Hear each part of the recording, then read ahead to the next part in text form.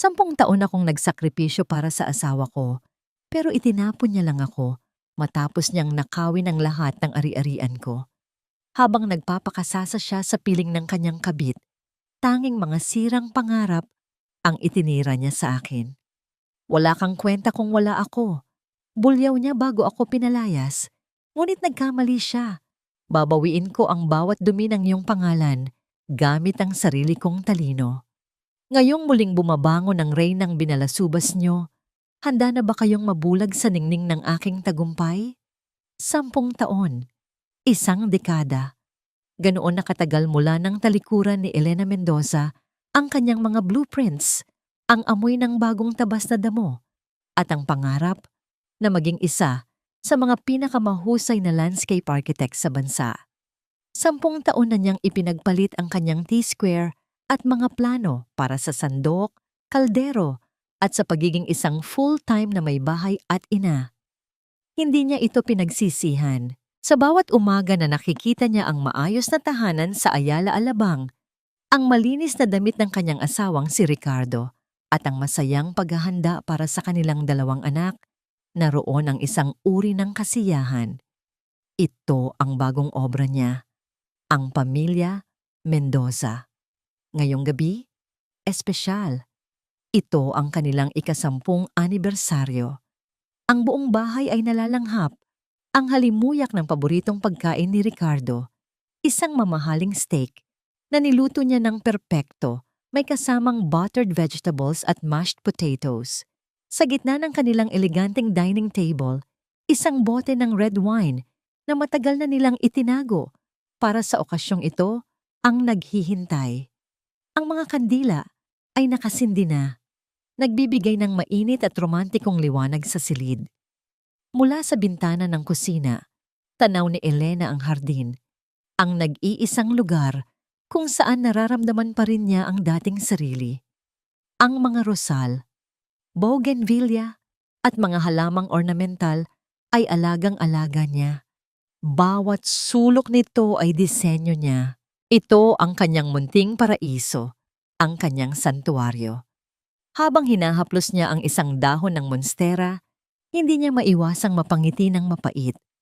Kumusta na kaya ang mga dati niyang kasamahan sa firm? Siguro ay nagpapatayo na sila ng mga naglalakihang parke at resort. Ako na naman, nagpapatubo ng pamilya. Bulong niya sa sarili. Isang pilit na ngiti ang gumuhit sa kanyang mga labi. Biglang tumunog ang kanyang telepono. Si Ricardo. Napuno ng pananabik ang kanyang puso. Siguro ay pawi na ito. "Hello, mahal?" Sagot niya. Ang boses ay malambing. "Mahal, I'm so sorry," bungad ni Ricardo sa kabilang linya. May pagod sa boses nito, ang uri ng pagod na kabisado na ni Elena. May biglaang emergency meeting. A very important client from Japan just flew in. Hindi ko talaga pwedeng i-miss to. Nawala ang nangiti sa mga labi ni Elena. Ang init sa kanyang dibdib ay biglang nanlamig. Ganoon ba? Kahit saglit lang? Nakahanda na ang lahat, Ricardo. "I know, baby. I'm really, really sorry." Babawi ako, I promise. A big time promise. Don't wait up for me, okay? Baka gabihin ako ng sobra. "I love you." Bago pa man siya makasagot, ibinaba na ni Ricardo ang tawag. Nakatitig lang si Elena sa telepono. Ang bango ng steak ay tila naging mapangasar. Ang liwanag ng kandila ay tila nangungutya. Dahan-dahan, hinipan niya ang mga ito, isa-isa, hanggang sa lamunin ng dilim ang buong silid kainan. Naupo siya sa mesa, mag-isa. Ang dapat sana'y gabing puno ng selebrasyon ay naging gabi ng kalungkutan. Para maibsan ang bigat sa dibdib, binuksan niya ang kanyang laptop para mag-check ng email, isang paraan para ilibang ang sarili. At doon niya nakita, isang email mula sa bangko. Ang subject, "Your Platinum Credit Card Statement of Account." Nagtaka siya. Ang lahat ng bill at statements ay dapat dumidiretso sa email ng sekretarya ni Ricardo. Ito ang kanilang kasunduan 10 taon na ang nakalipas para hindi na siya ma-stress sa mga bayarin. Bakit napunta ito sa kanya? Siguro ay nagkamali lang ng type ng email address ang tagabangko. Dahil sa kuryosidad, binuksan niya ang kalakip na PDF file. Ang unang pahina ay naglalaman ng mga karaniwang gastusin, groceries, bayad sa kuryente, matrikula ng mga bata. Ngunit nang mag-scroll siya pababa sa mga supplementary card transactions, biglang nanikip ang kanyang dibdib. Tiffany & Co. PHP for 50,000 won. Diamond necklace. Shangri-La at the Fort. PHP 85,000 euro. Presidential suite. 3 nights. Louis Vuitton green belt. PHP 275,000 hazo. Handbag. Nanlalabo ang kanyang paningin. Hindi niya matandaang natanggap niya ang mga ito. Ang huling alahas na binigay sa kanya ni Ricardo ay noong ika-5 nilang anibersaryo. Isang simpleng pares ng hikaw. Nagpatuloy siya sa pag-scroll. Ang kamay ay nanginginig na. At doon, sa huling pahina ang pinakamasakit sa lahat. Toyota Fortuner, PHP 2,400,000. Zero. Full cash payment. Nakatayo sa ilalim ng transaksyon ang isang pangalan na hindi niya kilala. Ang pangalan kung kanino nakapangalan ang rehistro ng sasakyan. Payi, Miss Vanessa Delgado. Kasunod nito ay isang maliit na digital note mula sa credit card company, isang serbisyong nagpapahintulot sa cardholder na mag-iwan ng personal na mensahe sa resibo. For my one and only queen, happy anniversary. Binitawan ni Elena ang laptop na tila napapaso. Ang hangin ay tila naubos sa kanyang mga baga. Ang 4 na sulok ng kanilang marangyang bahay ay tila humihigpit sa paligid niya. Sinasakal siya. Ang steak, ang wine, ang 10 taon. Lahat ay isang malaking kasinungalingan. Tumulo ang kanyang mga luha. Una, paunti-unti. Pagkatapos, humagulgol siya ng walang tunog. Ang mga kamay ay nakatakip sa kanyang bibig upang pigilan ang sigaw na gustong kumawala mula sa kaibuturan ng kanyang kaluluwa. Ang sakit ay hindi mailarawan. Isang kutsilyong paulit-ulit na itinarak sa kanyang puso. Iniikot sa bawat pagbasa niya sa pangalang Vanessa Delgado. Ngunit sa gitna ng matinding sakit, isang bagay ang biglang lumitaw. Isang kislap, isang malamig at matigas na bagay ang pumalit sa naghihinagpis niyang puso. Tumigil ang kanyang pag-iyak. Pinunasan niya ang kanyang mga luha gamit ang likod ng kanyang palad. Ang kanyang mga mata, na kanina'y puno ng sakit, ay napalitan ng isang mapanganib na determinasyon. Dinampot niya ang kanyang telepono. Hindi na nanginginig ang kanyang mga kamay. Kalmado, puno ng layunin. Nag-dial siya ng numero, ang 24/7 VIP hotline ng bangko. Good evening. This is Video Platinum Customer Service. How may I help you? Sabi ng boses sa kabilang linya. Huminga ng malalim si Elena.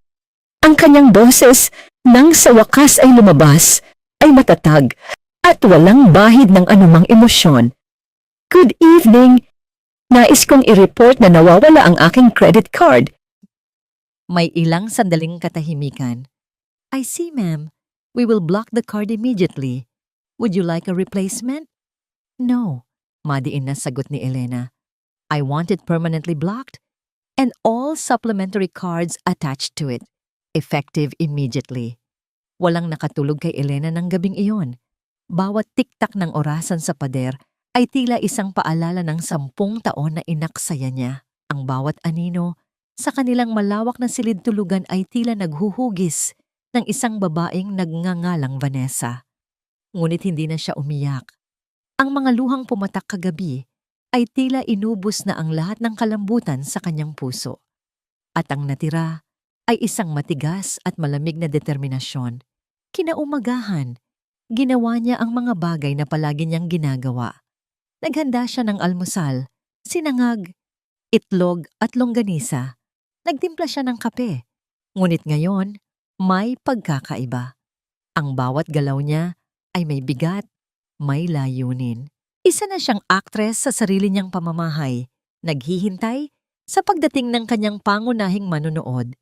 At dumating nga ito, Bumukas ang pinto ng kanilang silid at pumasok si Ricardo. Gusot ang damit. Halatang hindi nakauwi. Ang kanyang mukha, na karaniwang kalmado at puno ng kumpiyansa, ay nababalot ngayon ng inis at pagkalito. Elena, tawag niya. Ang boses ay may bahid ng galit. Humarap si Elena mula sa kusina. Isang perpektong maskara ng pag-aalala ang nakapinta sa kanyang mukha. Ricardo, anong nangyari? Bakit ngayon ka lang? Nag-alala ako. Wag na yan ang intindihin mo, sabi ni Ricardo, hinahagis ang kanyang coat sa sofa. Ang credit card, bakit hindi gumagana? I was trying to pay for dinner last night with the client and it was declined. Declined, Elena. Nakakahiya.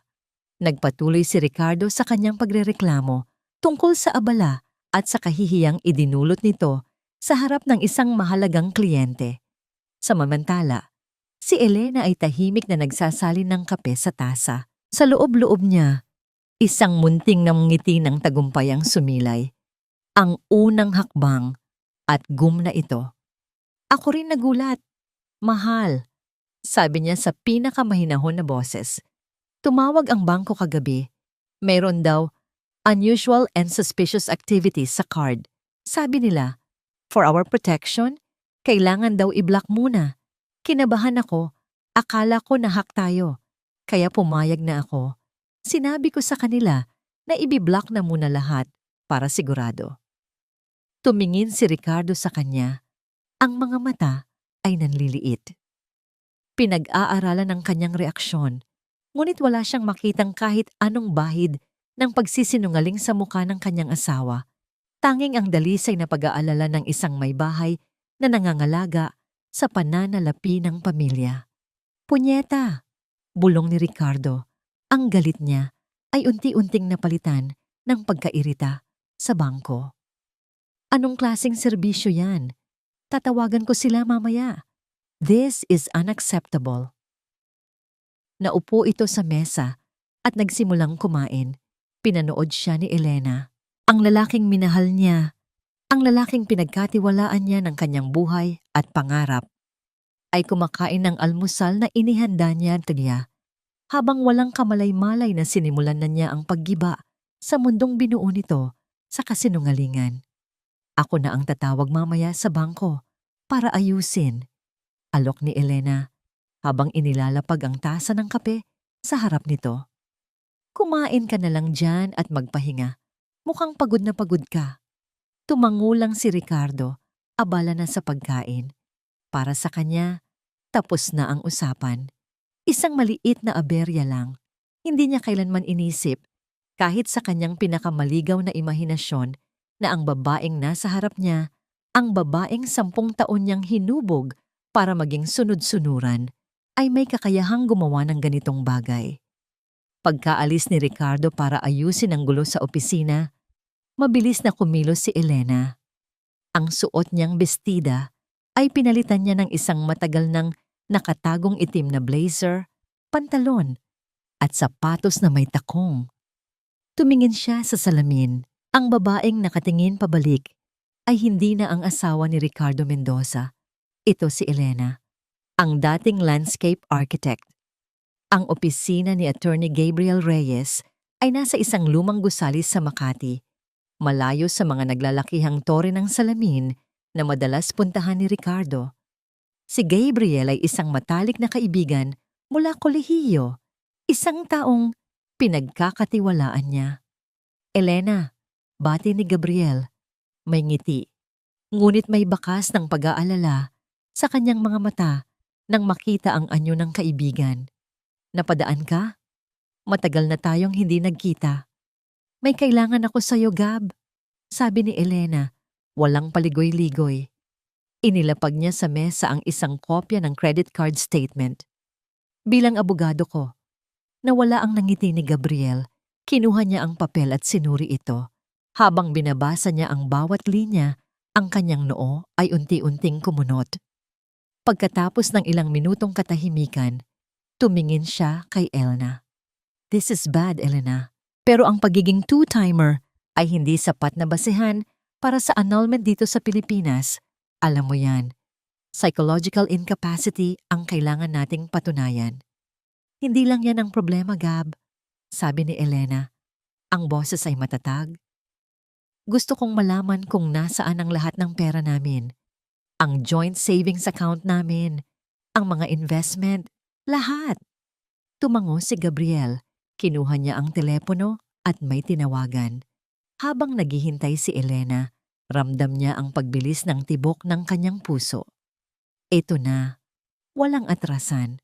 Pagkatapos ng ilang minuto, ibinaba ni Gabriel ang telepono. Ang kanyang mukha ay seryoso. Elena, ang joint savings account ninyo? Halos wala ng laman. Nagkaroon ng sunod-sunod na malalaking withdrawal sa loob ng nakaraang taon. Ang natitira na lang ay sapat para sa mga gastusin ninyo sa bahay sa loob ng isang buwan. Isang malamig na takot ang gumapang sa puso ni Elena. Ngunit pinigilan niya ito. Inaasahan na niya ito. Ngunit ang marinig ito ng malakas ay ibang usapan. Ang lalaking nangako sa kanyang aalagaan, siya palang unti-unting umuubos sa kanilang kinabukasan. May mas malala pa ba dyan? Tanong ni Elena. Hinahanda ang sarili. Hindi agad sumagot si Gabriel. Sa halip, binuksan nito ang isang drawer at inilabas ang isang makapal na pulang folder. Dahan-dahan niya itong itinulak sa ibabaw ng mesa palapit kay Elena. Bago ka pa dumating, nag-background check na ako ng kaunti. Malumanay na sabi ni Gabriel. May nagsabi sa akin na may problema ka. Elena, ang problema ay hindi lang ang pera ninyong dalawa. Binuksan ni Elena ang folder. Sa loob, nakita niya ang mga papeles ng isang ari-arian. Pamilyar sa kanya ang lokasyon. Pamilyar sa kanya ang titulo. Ito ang lupang kinatitirikan ng bahay ng kanyang mga magulang sa Laguna. Ang nag-iisang pamana sa kanya ng kanyang mga lolo't lola. Nanginginig ang kanyang mga kamay habang binabasa ang mga dokumento. Isang loan agreement, isang mortgage contract, at sa ilalim nito, ang pirma ni Ricardo. At ang pirma niya, isang perpektong pekeng pirma. Hindi, bulong niya, hindi maaari ito.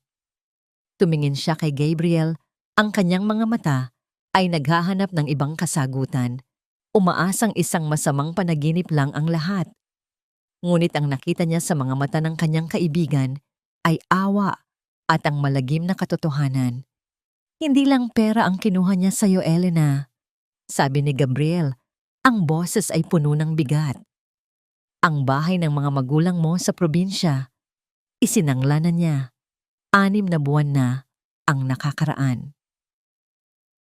Ang biyahe mula Makati pabalik ng Ayala Alabang ay tila isang paglalakbay sa ibang dimensyon. Hindi na nararamdaman ni Elena ang sakit, ang kirot. Napalitan na yon ng isang nakabibinging pananahimik sa kanyang dibdib.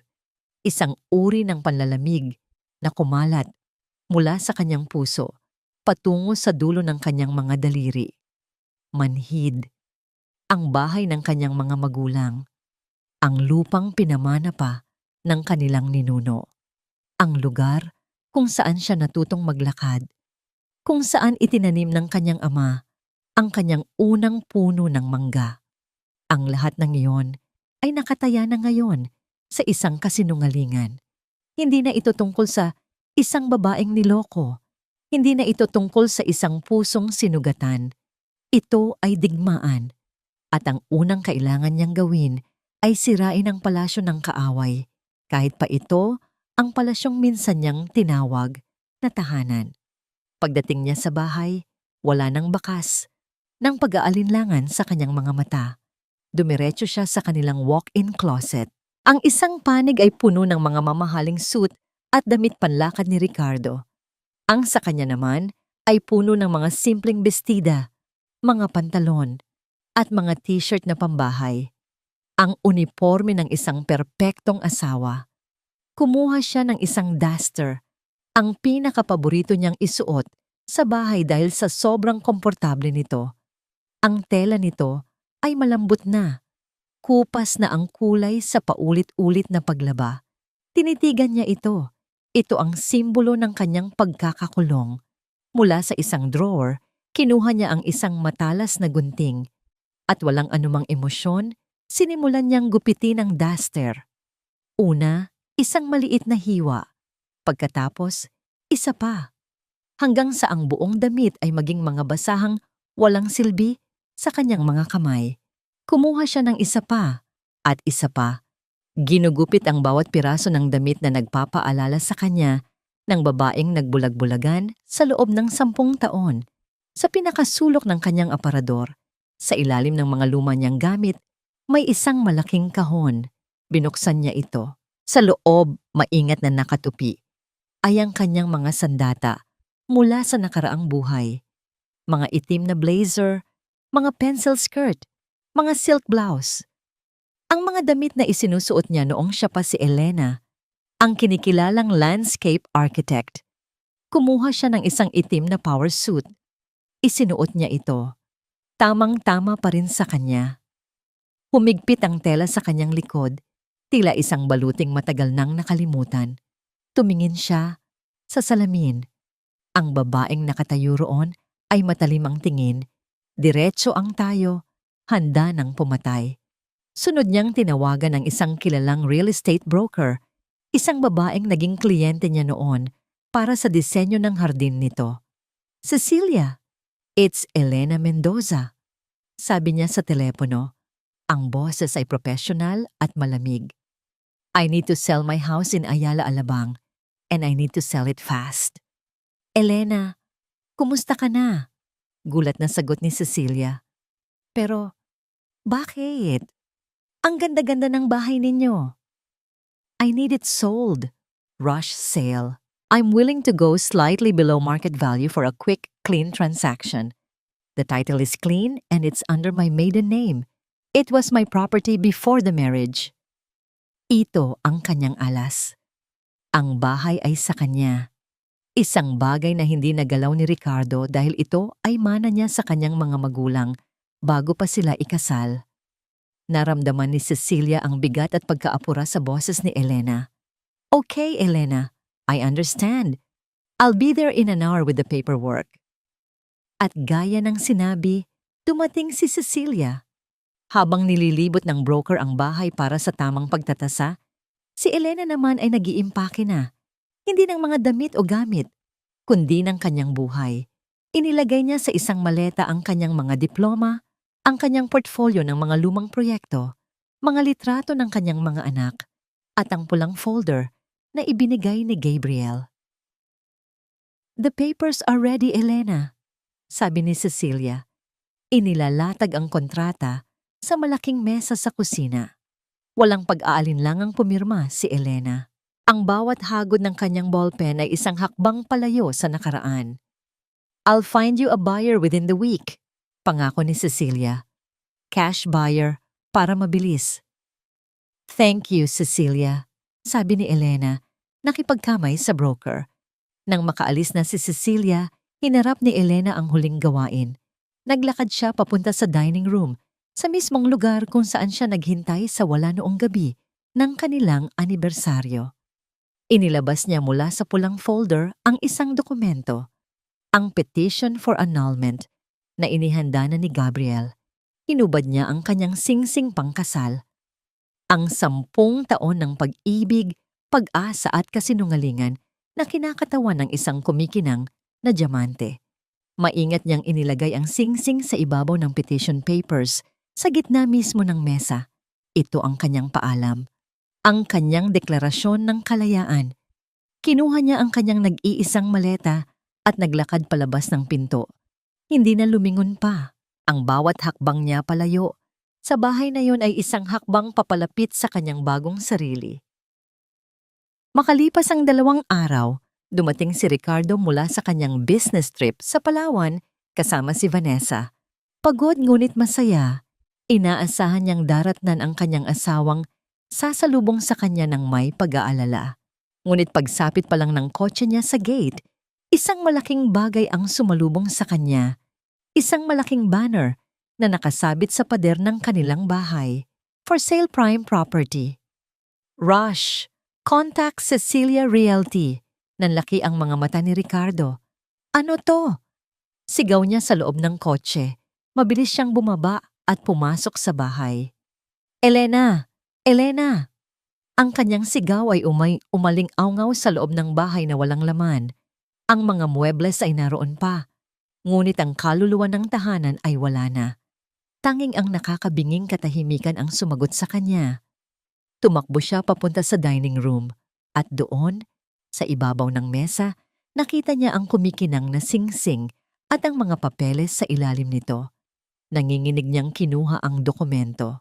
Binasa niya ang mga salita. Petition for annulment. Elena S. Rivas Mendoza versus Ricardo M. Mendoza. Isang hayop na sigaw ang kumawala mula sa kanyang lalamunan. Isang sigaw ng galit, ng pagkagulat, at ng hindi makapaniwala. Hinagis niya ang mga papel sa sahig. Paanong nangyari ito? Ang kanyang maamo at sunod-sunurang asawa. Sa gitna ng kanyang pagwawala, biglang nag-vibrate ang kanyang telepono. Isang text message mula sa isang hindi kilalang numero. Binuksan niya ito. Ito ay isang larawan ng sobre mula sa korte. Ang opisyal na summons. Kasunod nito ay isang maikling mensahe. You have been served. See you in court. Ang salamin ay nabasag sa 1,000 piraso, kasabay ng isang malutong na pagmumura na kumawala sa lalamunan ni Ricardo. Ang kamao niya, na dumudugo na ngayon, ay ibinaon niya sa pader ng isang soulless, rented condominium unit sa Bonifacio Global City. Ito ang pansamantalang impyerno niya. Punyeta! Hayop siya! Hinila niya ang isang mamahaling florera mula sa mesa at inihagis ito sa sahig. Ang tunog ng nababasag na porselana ay hindi sapat para pagaanin ang nag-aapoy na galit sa kanyang dibdib. Paano? Paanong nagawa ito sa kanya ni Elena? Ang kanyang asawa. Ang babaeng hinulman niya sa loob ng 10 taon para maging perpektong palamuti sa kanyang perpektong buhay. Ang babaeng dapat ay nasa bahay lang, naghihintay, umiiyak, nagmamakaawa. Pero hindi. Ang Elena na yon ay naglaho at ang pumalit ay isang halimaw na sumira sa lahat. Ibinenta ang kanyang bahay, kinuha ang kanyang mga anak. At ngayon, hinahamon siya sa korte? Hindi niya ako kilala. Bulong ni Ricardo sa kanyang sarili. Ang mga mata ay nanlilisik habang tinitingnan ang sariling refleksyon sa basag na salamin. Gusto niya ng giyera? Bibigyan ko siya ng giyera na hinding-hindi niya malilimutan. Dinampot niya ang kanyang telepono at tinawagan ang kanyang abogado, si Attorney Salcedo, isang taong kasing dumi niya maglaro. Salcedo, bungad niya, walang anumang pagbati. I-file mo lahat. Lahat ng kaya mong i-file. Adultery, concubinage, lahat. At gusto kong mag-file tayo ng countersuit. Inaakusahan ko si Elena ng qualified theft. Ninakaw niya ang mga ari-arian namin. Pero Ricardo, sagot ng abogado sa kabilang linya, ang bahay ay nakapangalan sa kanya bago pa kayo ikasal. It's her paraphernaal property. At paano po natin, I don't care, putol ni Ricardo. Gawan mo ng paraan. Sabihin mong pinilit niya akong pumirma sa mga dokumento. Sabihin mong may problema siya sa pag-iisip. She's mentally unstable, delusional, hoarder, anything. Wasakin mo ang kredibilidad niya. Wasakin mo siya. Ito ang plano. Ang psychological incapacity na grounds for annulment, gagamitin niya yon laban kay Elena. Siya ang biktima rito. Siya ang asawang nagtatrabaho para sa pamilya, habang ang asawa niya ay unti-unting nababaliw sa loob ng kanilang mansyon. Oo, isang perpektong naratibo. Pagkatapos ng tawag, pumasok sa silid si Vanessa, nakasuot ng isang silk robe, ang muka ay puno ng pag-aalala. Ricky, anong nangyayari? Natatakot ako sa'yo, sabi niya. Ang boses ay nanginginig. Humarap si Ricardo, at sa isang iglap, ang mukha niyang puno ng galit ay napalitan ng isang malungkot at kaawa-awang maskara. Nilapitan niya si Vanessa at niyakap ito ng mahigpit. Si Elena, sinisira niya ako, Van. Sabi niya, ang boses ay tila nagpipigil ng hikbi. Sinisira niya tayo. Inaagaw niya ang lahat ng pinaghirapan ko. Gusto niya tayong paghiwalayin. Pero, paano? Sinungaling siya, Vanessa. Bulong ni Ricardo sa tenga nito. Gumagawa siya ng mga kwento. Sinasabi niyang may iba akong babae para makuha niya lahat ng pera ko. At ngayon, ginagamit niya ang mga anak namin laban sa akin. She's a monster. Nakita ni Ricardo ang pagbabago sa mga mata ni Vanessa. Ang takot ay napalitan ng galit. Galit para kay Elena. Perpekto. Nahulog ito sa kanyang bitag. Ano ang gusto mong gawin ko? Tanong ni Vanessa. Ang mga kamay ay nakakuyom na. Kailangan mong ipakita sa mundo kung sino talaga siya. Sabi ni Ricardo. Hinahaplos ang mukha nito. Kailangan mong ipagtanggol ang pag-ibig natin. Ang pamilya natin. Kinabukasan, sa isang upscale na cafe sa Greenbelt, abalang kausap ni Elena si Gabriel tungkol sa kanilang mga susunod na legal na hakbang. Sa wakas, pagkatapos ng ilang linggo ng kaguluhan, nararamdaman na niya ang bahagyang kapanatagan. Nagsisimula na siyang makita ang liwanag sa dulo ng madilim na lagusan. Ngunit biglang may isang aninong tumabon sa kanilang mesa. Elena Mendoza. Napatingala si Elena. Nakatayo sa harap niya ang isang babaeng pamilyar lamang mula sa mga credit card statements, si Vanessa Delgado. Maganda, bata, at ang mga mata ay nag-aapoy sa galit. Excuse me, kalmadong sagot ni Elena. Kahit na ang puso niya ay biglang kumabog ng malakas. Huwag kang magmaang-maangan, mang-agaw. Sigaw ni Vanessa. Sapat na para marinig ng lahat ng tao sa loob ng cafe. Nagsimula nang lumingon ang mga tao sa kanilang direksyon. Miss, I think you're mistaken, sabi ni Gabriel, tumatayo. Ikaw ang kabit, sigaw ni Vanessa, itinuturo si Elena. Sinungaling ka. Sinisira mo ang buhay ng asawa mo para lang sa pera. Alam ng lahat na may problema ka sa pag-iisip. Iniwan ka niya dahil baliw ka. Bawat salita ay tila isang sampal. Ngunit si Elena ay nanatiling nakaupo. Pinipilit na panatilihin ang kanyang dignidad. Hindi siya magpapadala sa provokasyon. Ito ang gusto ni Ricardo. Isang eksena. Tapos ka na. Malamig na tanong ni Elena. Ang kalmadong reaksyon ni Elena ang mas lalong nagpagalit kay Vanessa. Ito ay hindi ang inaasahan niyang reaksyon. Ang inaasahan niya ay isang babaeng iiyak at magwawala. Sa sobrang inis, kinuha ni Vanessa ang baso ng tubig sa mesa at walang atubiling ibinuhos ito sa mukha ni Elena. Nanlaki ang mga mata ng lahat. Ang malamig na tubig ay tumulo mula sa buhok at mukha ni Elena. Pababa sa kanyang itim na blazer. Hindi pa nakontento, lumapit si Vanessa. Ang mukha ay ilang pulgada na lang ang layo mula kay Elena at bumulong ng may kasamang ngisi. At isa pa pala, para hindi ka na umasa pa. Itinaas niya ang kanyang boses para marinig muli ng lahat. Nagdadalang tao ako at si Ricardo ang ama. Magkakaroon na kami ng tunay na pamilya, isang anak na lalaki na magdadala ng kanyang pangalan. Sa mismong sandaling iyon, mula sa iba't ibang sulok ng kafe, sunod-sunod na nagliwanag ang mga flash ng kamera. Click! Click! Click! Mga paparazzi. Doon napagtanto ni Elena. Ang lahat ng ito, ang mga sigaw, ang paninira, ang pagbuhos ng tubig, ang pag-amin sa pagbubuntis ay isang palabas. Isang palabas na maingat na binuo ni Ricardo. At siya ang bida, ang kontrabidang pinahiya sa harap ng buong mundo. Ang video ay sumabog sa social media na parang isang wildfire. Kinaumagahan pagkatapos ng insidente sa cafe, nagising si Elena sa sunod-sunod na notifications sa kanyang telepono. Isang dating kaibigan ang nag-send sa kanya ng link sa isang sikat na gossip blog. Ang headline na nakasulat sa malalaking pulang letra ay tila isang suntok sa kanyang sikmura. Sosyal na may bahay Nagwala sa isang cafe, kabit ng mister, sinabuyan ng tubig at inaway. Nanginginig ang mga kamay ni Elena habang pinipindot ang play button. Ang video ay maikli, maingat na pinutol at inedit.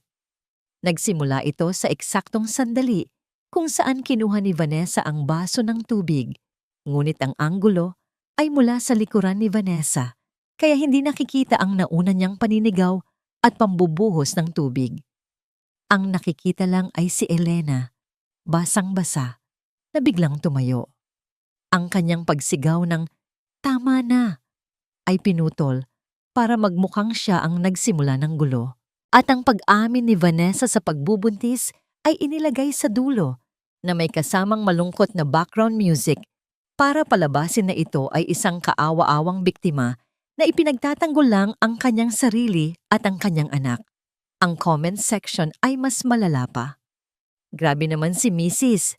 Halatang pera lang ang habol. Nakakaawa naman yung buntis. Kitang-kita sa mata niya ang takot.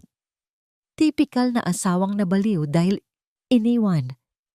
Move on na te. Isinara ni Elena ang kanyang laptop. Ang kahihiyan ay tila isang makapal na kumot na bumalot sa kanya, nagpapahirap sa kanyang paghinga. Ito ang plano ni Ricardo. Hindi lang siya gustong talunin sa korte. Gusto siyang durugin sa paningin ng publiko. Gusto niyang tanggalan si Elena ng dignidad, ng kredibilidad, ng pangalan. Sa loob ng 2 araw, hindi lumabas si Elena sa kanyang tinutuluyang apartment. Nakatingin lang siya sa bintana, pinagmamasdan ng mundo na patuloy sa pag-ikot habang ang sa kanya ay gumuho. Ang unang bugso ng galit ay napalitan ng isang mapanirang pagdududa. Kaya ko pa ba to? Paano ako lalaban kung ang buong mundo ay galit sa akin? Nang 3 araw, habang nakaupo sa gitna ng kanyang sala, napatingin siya sa kahon na dala-dala niya mula sa kanilang lumang bahay. Ang kahon na naglalaman ng kanyang nakaraan. Binuksan niya ito. Sa ibabaw ng lahat ay ang kanyang lumang portfolio, mga larawan ng mga hardin na kanyang dinisenyo, mga parke na kanyang binigyang buhay. Hinaplos niya ang isang larawan ng isang pampublikong parke na ginawa niya para sa isang syudad sa timog. Naaalala pa niya ang nangiti ng mga bata habang naglalaro sa damuhan na siya mismo ang pumili. Doon, isang bagay ang nagbago sa loob niya. Hindi siya papayag na ang kwento niya ay magtapos bilang isang baliw na asawa sa isang gossip blog. Hindi siya papayag na ang pangalang Elena Mendoza ay madungisan ng kasinungalingan ni Ricardo. Ang talento niya, ang pangarap niya, ito ang mga bagay na hindi kayang nakawin ni Ricardo. Tumayo siya. Ang pagdududa ay napalitan ng isang bagong apoy. Kung winasak ni Ricardo ang kanyang tahanan, gagawa siya ng bago. Kung dinungisan ni Ricardo ang kanyang pangalan, gagawa siya ng bagong pangalan.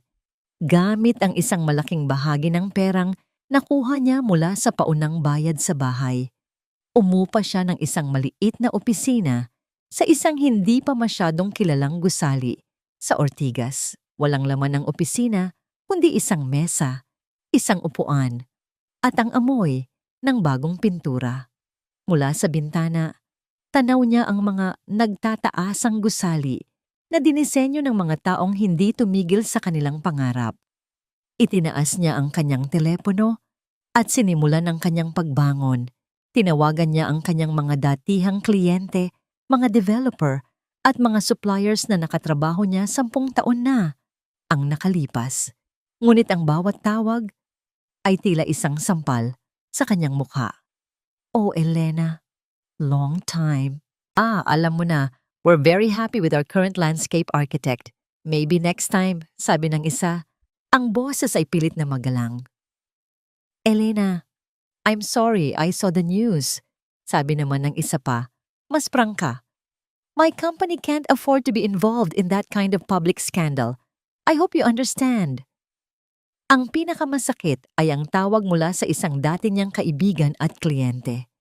Elena, I'm sorry, sabi nito. Ang boses ay pabulong. Tumawag si Ricardo.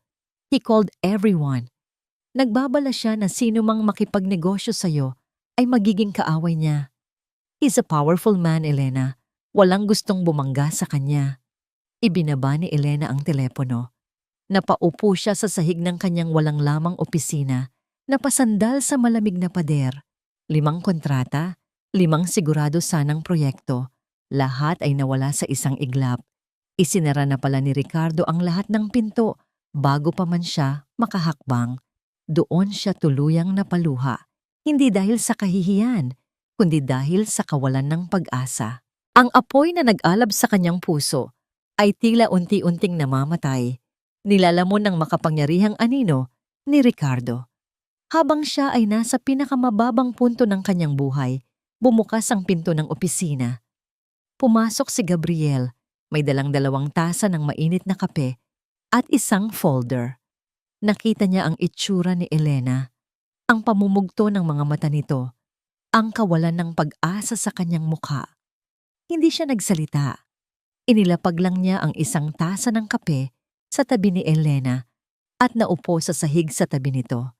Sa loob ng ilang minuto, tanging ang katahimikan at ang bango ng kape ang pumuno sa silid. Sinabi niya sa lahat, "Nabaliw ako." Gab, basag ni Elena sa katahimikan. Ang boses ay paos. At naniwala sila. Walang natira sa akin. Hindi totoo yan. Mahinang sagot ni Gabriel. Tumingin ito sa kanya. Ang mga mata ay seryoso. May natira pa. Ang talento mo.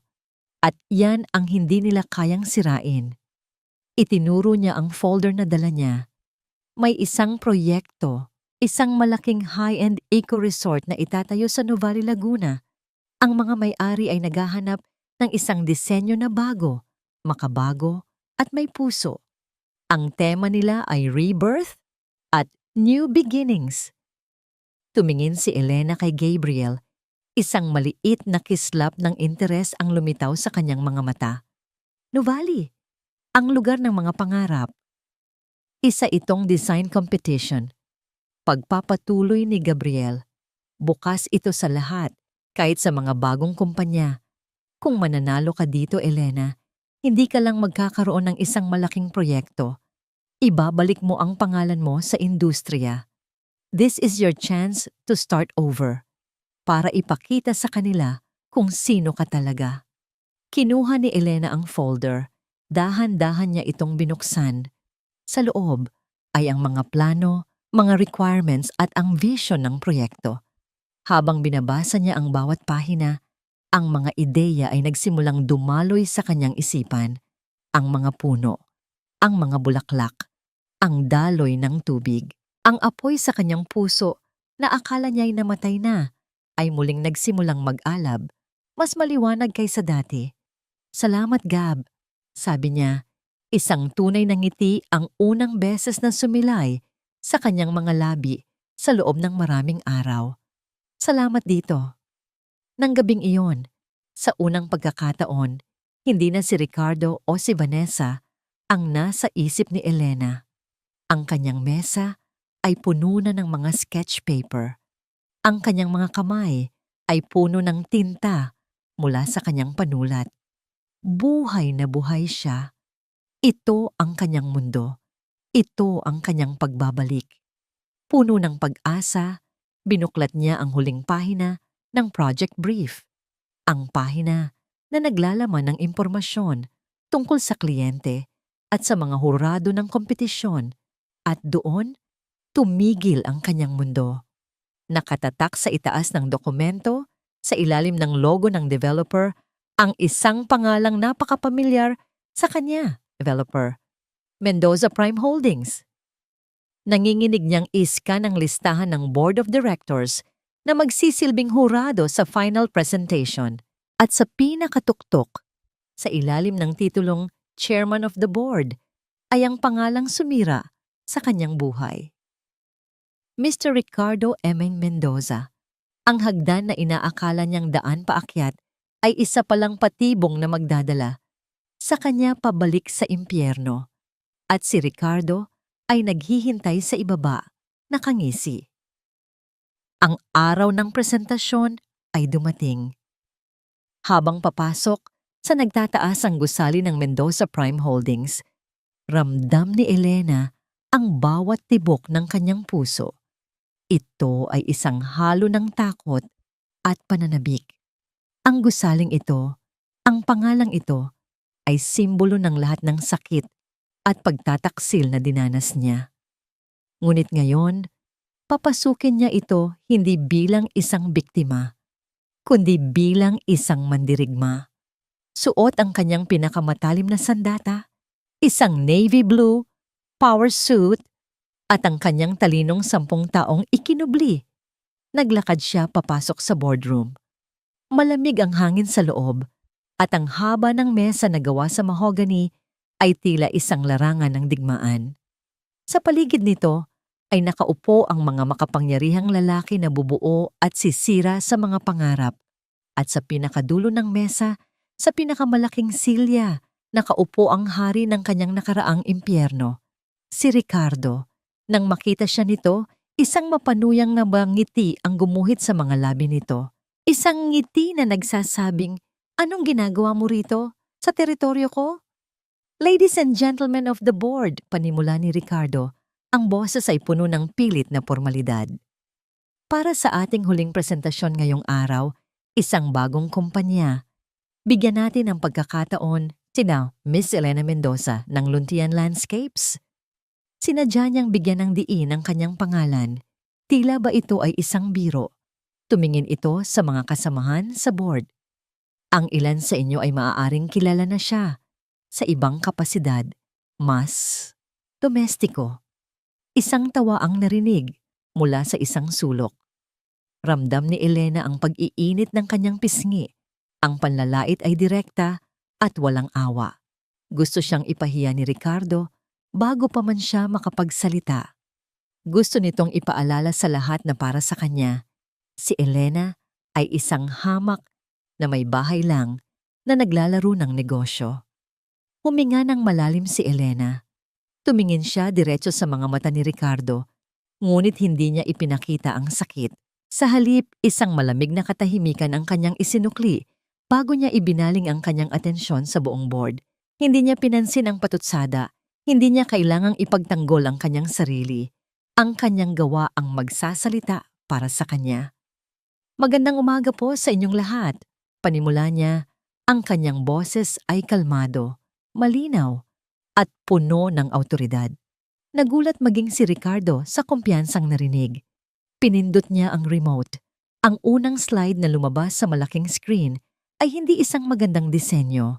Ito ay isang larawan ng lupain sa Nuvali Tigang, walang buhay at puno ng mga bato. "Ito," sabi ni Elena, "ang nakikita ng karamihan. Isang blankong canvas, isang problema. Ngunit ang nakikita ko ay isang pangako." Naglakad siya sa harap ng screen. Ang tema ng proyektong ito ay Rebirth, isang bagong simula. Ngunit ano nga ba ang kahulugan ng muling pagsilang? Hindi ito ang paglimot sa nakaraan. Ito ay ang pagkuha ng lakas mula sa mga nasirang piraso para buuin ang isang bagay na mas matibay, mas maganda, at mas makahulugan.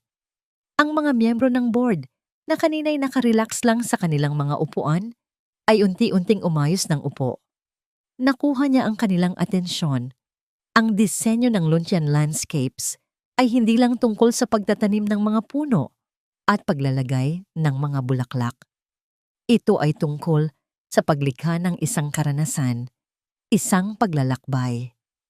Sunod-sunod na lumabas ang mga digital renders sa screen. Ang bawat isa ay mas nakamamangha kaysa sa nauna. Isang grand entrance na may mga nagtataasang puno ng narira na tila yumayakap sa mga bisita. Mga hardin na may iba't ibang tema. Isang Garden of Solitude para sa pagninilay-nilay, isang Garden of Joy na puno ng mga makukulay na bulaklak at palaruan. Gumamit siya ng mga katutubong halaman, mga materyales na galing sa Pilipinas. Ang bawat daanan ay tila may ikinukwentong isang istorya ng pagbangon. Ang bawat elemento ay may dahilan, paliwanag niya. Ang daloy ng tubig mula sa mga fountain ay sumisimbolo sa paglilinis ng kaluluwa. Ang mga matitibay na batong gagamitin natin ay paalala na kahit sa pinakamatigas na pundasyon, may maaring tumubong buhay. Ang ngisi sa mukha ni Ricardo ay tuluyan ng naglaho. Napalitan ito ng hindi makapaniwalang pagkamangha na mabilis na naging purong galit. Nakikita niya ang reaksyon ng kanyang mga kasosyo, ang paghanga sa kanilang mga mata, ang sunod-sunod nilang pagtango. Nawawalan na siya ng kontrol. Maganda ang mga drawing mo, Miss Mendoza. Biglang sabat ni Ricardo, ang boses ay matigas at puno ng pangmamaliit. Tula. Ngunit ito ay isang negosyo, hindi isang poetry reading. Paano ang budget? Ang logistics? Mukhang imposible yang mga pangarap mo. Masyadong magastos. Ito na ang pagkakataong hinihintay ni Elena. Kalmado niyang pinindot muli ang remote. Ang sumunod na slide ay isang detalyadong spreadsheet. Naroon ang lahat. Cost analysis. Listahan ng mga supplier na may pinakamababang presyo, ngunit dekalidad. Ang 3 taong timeline ng proyekto at ang projected return on investment. Lahat po ay nakalkula na Mr. Chairman, sagot ni Elena. Tinitingnan si Ricardo ng diretso. Mula sa presyo ng bawat buto ng halaman hanggang sa sahod ng bawat hardinero. Ang disenyo ko ay hindi lang maganda. Ito ay matalino. Ito ay kumikita. Ito po ay isang sound investment, hindi isang pangarap. Isang nakabibinging katahimikan ang bumalot sa boardroom. Wasak ang argumento ni Ricardo. Pinatunayan ni Elena hindi lang na isa siyang alagad ng sining, kundi isa ring matalinong negosyante. Isang matandang miyembro ng board, si Mr. Elizalde ang unang nagsalita. Binibini, sabi nito. Tumitingin kay Elena nang may buong paggalang. Ako ay humanga. Labis na humanga. Ito mismo ang vision na hinahanap namin. Sunod-sunod na sumang-ayon ang iba. Extraordinary. Finally, a fresh perspective. Sinubukan pa ni Ricardo na magprotesta, ngunit huli na ang lahat. Tinalo na siya ng sarili niyang board. Tinalo siya ng babaeng minsan niyang ikinulong sa kusina. I think we should call for a vote. Mungkahi ni Mr. Elizalde. At ganun na nga ang nangyari. Ang resulta ay hindi man lang naging dikit. Halos lahat ay pabor sa Luncheon Landscapes. Ang abogado ng kumpanya ay pumasok dala ang kontrata. Inilapag ito sa harap ni Elena. Please sign here, Miss Mendoza. Kinuha ni Elena ang mamahaling pluma. Bago siya pumirma, itinaas niya ang kanyang tingin at sinalubong ang mga mata ni Ricardo. Nakita niya roon ang lahat, ang galit, ang kahihiyan, ang pagkasuklam, at sa harap ng mga matang yon, dahan-dahan, at may buong pagmamalaki, isinulat ni Elena ang kanyang pangalan. Ang bawat letra ay isang deklarasyon ng kanyang tagumpay, ang kanyang unang tagumpay. Bumagsak ang pinto ng condominium unit ni Ricardo na tila isang kulog. Ang kanyang mukha ay kasing dilim ng paparating na bagyo. Ricky, kamusta ang... Salubong sa kanya ni Vanessa. Ngunit hindi na nito natapos ang sasabihin. Sinunggaban siya ni Ricardo sa braso. Ang pagkakahawak ay mahigpit at masakit. Ikaw, kasalanan mo to. Sigaw niya. Ang mga mata ay nanlilisik. Aray, ano ba Ricky? Anong ginawa ko? Takot na tanong ni Vanessa. Kung hindi ka nag-eskandalo sa kafe, hindi siya magkakaroon ng ganitong tapang. Ginawa mo siyang biktima. Binigyan mo siya ng simpatiya. Tanga ka! Sigaw ni Ricardo.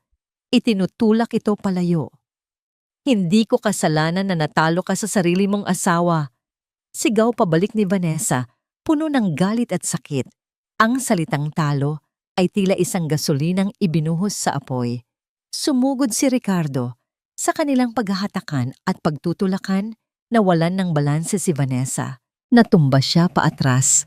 Ang kanyang likod ay tumama sa gilid ng isang mesang salamin bago siya bumagsak sa sahig. Isang matinis na sigaw ang kumawala kay Vanessa. Ngunit hindi ito dahil sa pagkatumba. Napahawak siya sa kanyang tiyan. Ang kanyang mukha ay namutla, pinipilipit ng isang matinding sakit. Ang tiyan ko. Daing niya, ang mga mata ay nanlalaki sa takot. Ricky, ang baby. Ang unang naramdaman ni Vanessa nang magising siya ay ang amoy. Amoy ng antiseptic, ng alkohol, at ng takot. Ang puti ng mga pader ng kwarto sa ospital, ang puti ng kumot, ang puti ng uniforme ng nurse, lahat ay tila sumisigaw ng kapahamakan. Ang pangalawang naramdaman niya ay ang sakit. Isang patuloy at mapurol na sakit sa kanyang puson. Isang paalala ng pagbagsak niya, ng sigaw niya, at ng dahilan kung bakit siya naririto. Threatened abortion. Ang mga salita ng doktor ay paulit-ulit na tumatakbo sa kanyang isipan. Isang maling galaw, isang matinding stress, at maaari niyang mawala ang nag-iisang bagay na sa tingin niya ay magiging tunay na kanya, ang kanyang anak. Ang anak na magiging tulaysana niya patungo sa isang lehitimong buhay sa tabi ni Ricardo. Nang bumukas ang pinto, inasahan niyang makikita ang isang Ricardo na may dalang bulaklak. Ang mukha ay puno ng pag-aalala. Ngunit ang pumasok ay isang Ricardo na gusot ang damit, madilim ang mukha at amoy alak. Hindi pag-aalala ang dala niya, kundi inis. What did the doctor say? Tanong niya, hindi man lang lumapit sa kama. How much is this going to cost me? Napatingin si Vanessa sa kanya, hindi makapaniwala. Ang baby, Ricky, nasa panganib daw? I heard you the first time, Vanessa. Putol ni Ricardo. Naglalakad-lakad sa loob ng kwarto na parang isang hayop na nakakulong sa hawla. Ang tanong ko, magkano? Do you have any idea how much trouble I'm in right now? Si Elena. Nanalo siya sa bidding. My own fucking board sided with her. Malaking pera ang kailangan kong ilabas para sa proyektong yon. And now this? This hospital bill? A baby? This is not a good time. Ang bawat salita ay tila isang sampal. Hindi ito ang Ricardo na tumawag sa kanyang reyna. Hindi ito ang Ricardo na nangako sa kanya ng mundo. Ang nasa harap niya ay isang desperadong negosyante na tinitingnan siya hindi bilang isang minamahal, kundi bilang isang karagdagang gastusin. Ricky, anak natin to. Pakiusap ni Vanessa, ang luha ay nagsisimula ng mamuo sa kanyang mga mata. Tagapagmana mo. Huminto si Ricardo sa paglalakad. Humarap ito sa kanya at sa unang pagkakataon, nakita ni Vanessa ang isang bagay sa mga mata nito na hindi pa niya nakikita dati. Isang nakakakilabot na panlalamig. Walang emosyon, walang pagmamahal. Listen to me, Vanessa, sabi nito. Ang boses ay mababa at mapanganib. There will be no baby, not now, not ever. Masyadong magulo ang lahat. Isang iskandalo pa at tuluyan na akong masisira. Naiintindihan mo ba? Anong ibig mong sabihin? Ipapa-abort mo yan, sabi ni Ricardo. Diretsahan, walang bahid ng pag-aalinlangan. I'll pay for the best doctor. It will be quick and quiet. Pagkatapos nito, aayusin ko ang lahat. Ibabalik natin ang dati. Parang isang bombang sumabog ang mga salitang yon sa loob ng isipan ni Vanessa. Ipa-abort ang kanyang anak, ang kanyang pag-asa. Tinitigan niya ang lalaking nasa harap niya at sa wakas, nakita niya ito sa tunay nitong anyo. Hindi isang prinsipe, kundi isang halimaw. Hindi! Mariin niyang sagot. Ang takot ay napalitan ng isang biglaang tapang. Hindi ko gagawin yan. Isang mapait na tawa ang kumawala kay Ricardo. Talaga? At anong gagawin mo? Bubuhayin mo mag-isa? Saan ka kukuha ng pera? Sa tingin mo ba may babalikan ka pa? Pagkatapos nito, Vanessa, this was fun. It was a great ride. But don't ever mistake it for love. You were a distraction. A very beautiful, very expensive distraction. At ngayon, nagiging problema ka na. Parang pinagsakluban ng langit at lupa si Vanessa. Ang lahat ng mamahaling regalo, ang kotse, ang alahas, ang mga bag, ay biglang nawalan ng halaga. Lahat ng yun ay hindi pala regalo ng pag-ibig. Ito ay bayad. Bayad para sa kanyang serbisyo. Hayop ka! Bulong niya. Ang luha ay malaya nang dumadaloy sa kanyang mga pisngi. Call me what you want. Sagot ni Ricardo, inaayos ang kanyang damit. Pag-isipan mo ang sinabi ko. I'll be back tomorrow for your decision, and I expect you to make the smart one. Tumalikod na si Ricardo. Ngunit bago ito tuluyang makalabas, kinuha nito ang kanyang briefcase na naiwan sa upuan. May kinuha itong isang maliit na itim na USB drive mula sa bulsa nito. Shit! Bulong ni Ricardo. Maiwan ko pa to. Isinaksak niya ito sa kanyang laptop, binuksan ang isang file at mabilis na may tiningnan. Ito ang USB na palagi niyang dala. Ang USB kung saan nakatago ang lahat ng kanyang sikreto. Mga transaksyon sa bangko na hindi dumadaan sa opisyal na account, mga kopya ng mga pekeng dokumento, mga recording ng kanyang mga maduduming usapan. Biglang tumunog ang telepono ni Ricardo. Sinagot niya ito. Salcedo? Anong balita?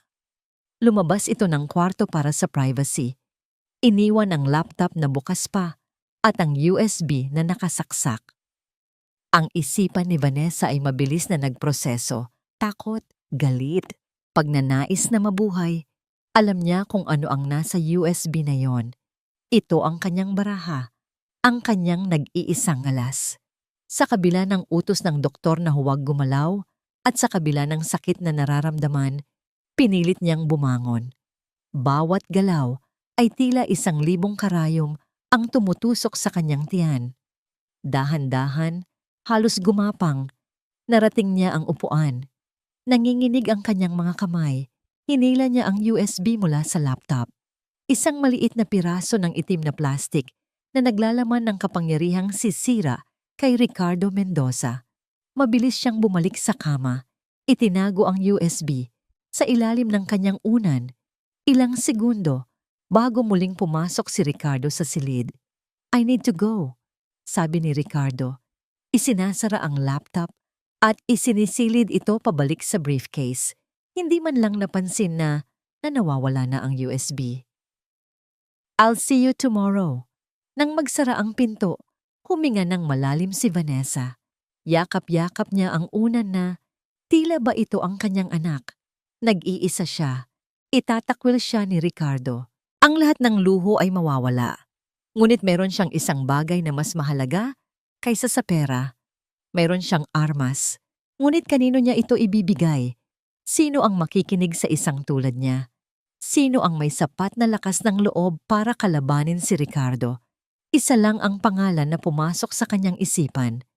Ang pangalan ng babaeng pinakakinamumuhian niya sa lahat.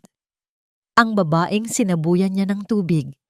Ang babaeng sinira niya ang pangalan. Ngunit siya rin ang nag-iisang babae na nakita niyang hindi natakot kay Ricardo. Nanginginig, kinuha niya ang kanyang cellphone.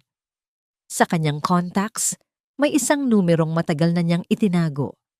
Nakuha mula sa isang private investigator na inupahan niya noon para subaybayan ang bawat galaw ng kanyang karibal. Elena Mendoza. Tinitigan niya ang pangalan, ang kanyang kaaway, ang kanyang mortal na kaaway. Pero ngayon, marahil, ang kanyang nag-iisang kaligtasan. Pinindot niya ang call button. Ang pagtunog ng telepono ni Elena ay tila isang alarma sa gitna ng gabi. Isang hindi rehistradong numero. Sa una, inisip niyang isa na namang tawag ito mula sa isang reporter na naghahanap ng panibagong iskandalo o isa sa mga alipores ni Ricardo na nais siyang guluhin. Binalak niyang hindi ito sagutin. Ngunit may kung anong nagtulak sa kanya na pindutin ang answer button. Hello? Sagot niya. Ang boses ay maingat. Si Elena Mendoza ba to? Ang boses sa kabilang linya ay mahina, nanginginig at basag. Ngunit sa kabila nito, may isang bagay na pamilyar. Isang boses na huli niyang narinig habang sumisigaw sa isang kafe. Nanigas si Elena. Vanessa? Kailangan kita ng tulong, sabi ng boses, kasunod ng isang pigil na hikbi. Please, alam kong ako ang pinakahuling tao na gusto mong kausapin, pero wala na akong ibang malalapitan. 1,000 emosyon ang nag-unahan sa dibdib ni Elena. Galit, pagdududa, pagkamuhi. Ito ba ay isa na namang bitag? Isa na namang palabas na inihanda ni Ricardo? Anong kailangan mo? Tanong ni Elena. Ang boses ay malamig na parang yelo. Nasa ospital ako, sabi ni Vanessa. St. Luke's room 704, mag-isa lang ako. Please, pumunta ka. May ibibigay ako sa'yo. Isang bagay na sisira kay Ricardo, for good. Ang mga salitang sisira kay Ricardo ang pumukaw sa atensyon ni Elena, ngunit ang pag-aalinlangan ay mas malakas. Bakit ko paniniwalaan ang isang tulad mo? Dahil gusto na rin niya akong sirain, sagot ni Vanessa. Ang boses ay puno ng desperasyon. Gusto niyang ipatanggal ko ang anak namin. Itinapon na niya ako, Elena. Pareho lang pala tayo. Ginawa niya tayong mga laruan. Please! Bago niya ako mahanap, bago niya malaman na nawawala ang ebidensya. Narinig ni Elena ang tunay na takot sa boses ni Vanessa. Hindi ito pag-arte. Ito ang tunog ng isang taong nasukol at wala ng matakbuhan. Bigyan mo ako ng 1 oras, sabi ni Elena bago ibaba ang tawag.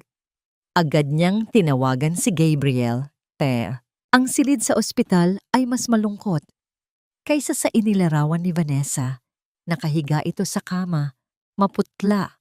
Ang dating kumpiyansa ay napalitan ng isang kahabag-habag na anyo. Ang tanging kulay sa silid ay nagmumula sa mga pasa sa kanyang braso, mga markang iniwan ng pagkakahawak ni Ricardo. Nakatayo si Elena sa may pintuan, kasama si Gabriel na naroon para maging saksi at proteksyon. Sa loob ng ilang sandali, tanging ang tunog ng monitor ng puso ang maririnig. Ang dalawang babae, ang asawa at ang kabit, ay nagtitigan, sinusukat ang isa't isa, hindi bilang magkaribal, kundi bilang dalawang nasaktan ng iisang lalaki. Salamat sa pagdating, basag ni Vanessa sa katahimikan. Ano ang gusto mo? Diretsong tanong ni Elena. Wala siyang panahon para sa mga paligoy-ligoy. Pera, sagot ni Vanessa. Walang kahihiyan. Kailangan ko ng pera para makalayo, para makapagsimula ulit kasama ang anak ko. Malayo sa kanya, malayo sa gulo na to. Napangisi si Elena ng mapait. Pagkatapos mo akong ipahiya sa buong mundo, ngayon ay humihingi ka sa akin ng tulong pinansyal. Alam ko, mabilis na sagot ni Vanessa. Ang mga luha ay muling tumulo. Alam kong wala akong karapatan, pero wala na akong pagpipilian. Ipinagpalit ko ang lahat para kay Ricardo. Ang career ko, ang reputasyon ko, at ngayon, itatapon niya lang ako na parang basura dahil lang sa ayaw niya ng abala. Hinawakan ni Vanessa ang kanyang tiyan.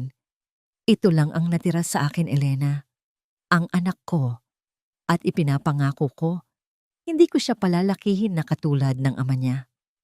Tumingin si Elena kay Gabriel. Nakita niya sa mga mata ng abogado ang parehong pag-aalinlangan. Nasaan ang ebidensya?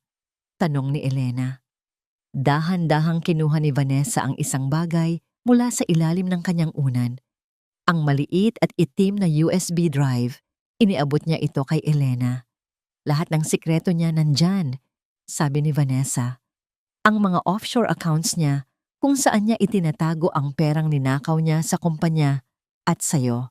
Ang mga audio recording ng mga usapan niya sa mga politiko para sa mga ilegal na kontrata at ang kopya ng mortgage document ng lupa ng mga magulang mo. May recording dyan ng pag-uusap nila ng taong gumawa ng pekeng pirma mo. Nanlaki ang mga mata ni Elena. Ito na ang hinahanap nila. Ang smoking gun. Kinuha ni Elena ang USB. Ang pakiramdam nito sa kanyang palad ay mabigat. Bigat ng katotohanan, bigat ng posibleng hustisya. Inilabas ni Gabriel ang kanyang laptop. Let's verify this. Isinaksak niya ang USB. At sa loob ng sumunod na 30 minuto, ang silid ng ospital ay napuno ng mga nakakakilabot na katotohanan. Nakita nila ang mga bank statement na nagkakahalaga ng milyon-milyong dolyar sa mga bangko sa Cayman Islands. Narinig nila ang boses ni Ricardo na nakikipagtawaran sa isang opisyal ng gobyerno. At ang pinakamasakit sa lahat, narinig nila ang pagtawa ni Ricardo habang sinasabi sa kausap, "Ang asawa ko? Kahit ano ipapirma ko doon, pipirma yon. She's a good little wife." Napakuyom si Elena ng kanyang kamao. Ang bawat salita ay isang karayom na tumutusok sa kanyang puso. "So we have a deal?" Tanong ni Vanessa. Ang boses ay puno ng pag-asa. "Pera, para sa kalayaan ko. At hustisya, para sa'yo." Bago pa man makasagot si Elena, nagsalita si Gabriel, ang mukha ay seryoso. "Elena, wait." Tumingin siya sa dalawang babae. "This is a treasure trove of evidence, yes. Pero may isang malaking problema." "Ano yon?" tanong ni Elena. "Ito ay nakuha ng walang pahintulot." Paliwanag ni Gabriel, ito ay ninakaw. Sa ilalim ng fruit of the poisonous tree doctrine sa batas, anumang ebidensya na nakuha sa ilegal na paraan ay hindi maaaring gamitin sa korte. The moment we present this, isasalag lang ni Salcedo na ito ay inadmissible evidence. At ang mas malala, tumingin si Gabriel kay Vanessa ng may pag-aalala. "Ikaw ang ididiin nila sa pagnanakaw. Ricardo will turn this around and make you the criminal." Biglang nanlamig ang buong katawan ni Vanessa. Ang sandatang akala niya ay kanyang kaligtasan ay maaari palang maging kanyang sariling kapahamakan. Tumingin si Elena sa USB sa kanyang kamay. Nasa kanya na ang lahat ng kailangan niya para patunayan ang kasamaan ni Ricardo. Ngunit hindi niya ito magamit. Tila ba binigyan siya ng susi sa kulungan ni Ricardo, ngunit ang susi mismo ay lason. Isang perpektong bitag. Nasa kanila ang katotohanan, ngunit wala silang magawa. Hindi nagtagal, natuklasan ni Ricardo ang pagtataksil. Hindi niya natagpuan si Vanessa sa ospital. Nag-check out na ito ng palihim, sa tulong ng kaunting perang ibinigay ni Elena para sa paunang gastusin. Ngunit ang mas mahalaga, napansin ni Ricardo ang pagkawala ng kanyang sandata, ang itim na USB. Isang tawag lang sa kanyang IT expert ang kinailangan para malaman kung ano ang laman ng huling mga file na binuksan mula rito. Ang mga offshore accounts, ang mga recording, at doon niya naunawaan ang lahat. Hindi ito simpleng paglayas, ito ay isang deklarasyon ng digmaan mula sa dalawang babaeng minsan niyang pinaglaruan. Ang ganti ni Ricardo ay mabilis, walang awa, at nakamamatay. Isang umaga, habang si Elena ay abala sa kanyang opisina, nagbubuhos ng lahat ng kanyang oras at talento sa mga plano para sa proyekto sa Nuvali, biglang bumukas ng malakas ang pinto. Pumasok ang 3 unipormadong pulis kasama ang isang lalaking nakabarong. "Si Elena Mendoza?" tanong ng lalaki. Ang boses ay formal at malamig. "May dala kaming warrant. You are being accused of conspiracy to commit robbery and extortion." Nanigas si Elena sa kanyang kinauupuan. Ang kanyang mga sketch pen ay nahulog mula sa kanyang mga kamay. "Ano? Anong sinasabi ninyo? Nagkakamali kayo." Ayon po sa reklamo ni Mr. Ricardo Mendoza, pagpapatuloy ng lalaki habang inilalabas ang mga papeles.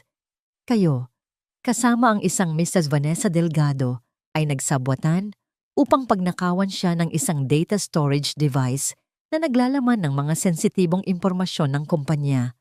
At pagkatapos ay sinubukan ninyo siyang kikilan kapalit ng hindi paglalabas ng mga nasabing impormasyon.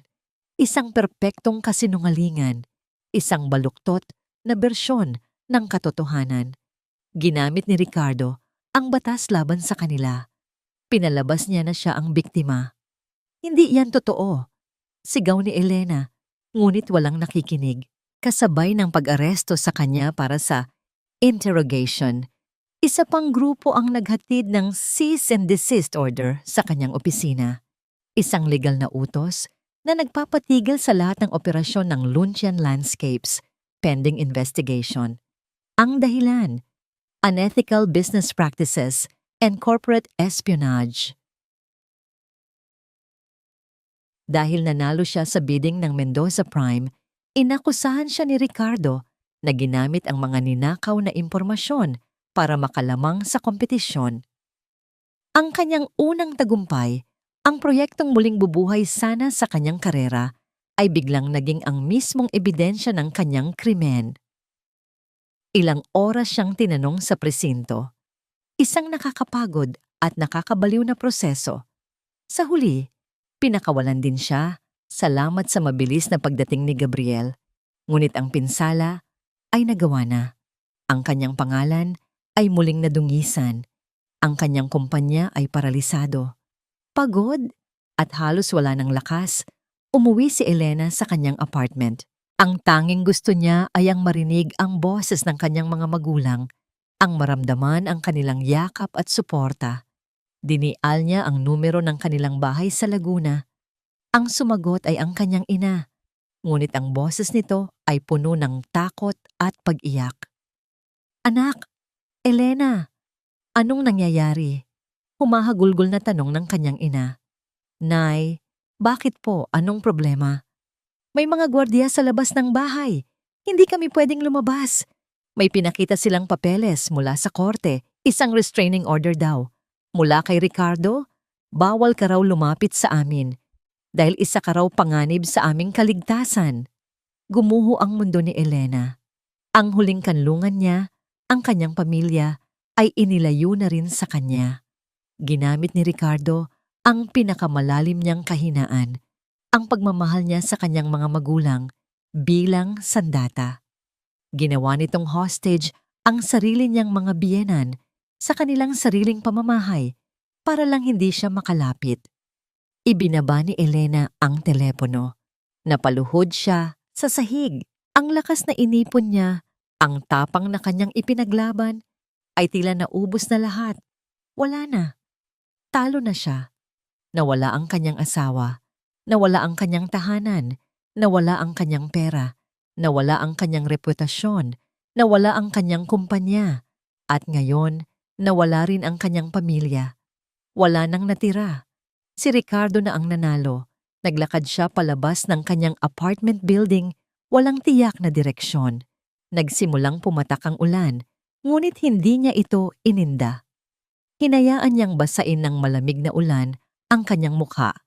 Umaasang mahuhugasan nito ang lahat ng sakit. Huminto siya sa gitna ng isang parke, ang parehong parke kung saan minsan siyang nangako sa sarili na muling babangon. Ngunit ngayon, ang mga puno ay tila mga aninong nangungutya. Ang mga halaman ay tila mga saksi sa kanyang pagkatalo. Umupo siya sa isang basang bangko, ang katawan ay nanginginig sa ginaw at sa bigat ng kanyang kaluluwa. Isinuko na niya ang lahat.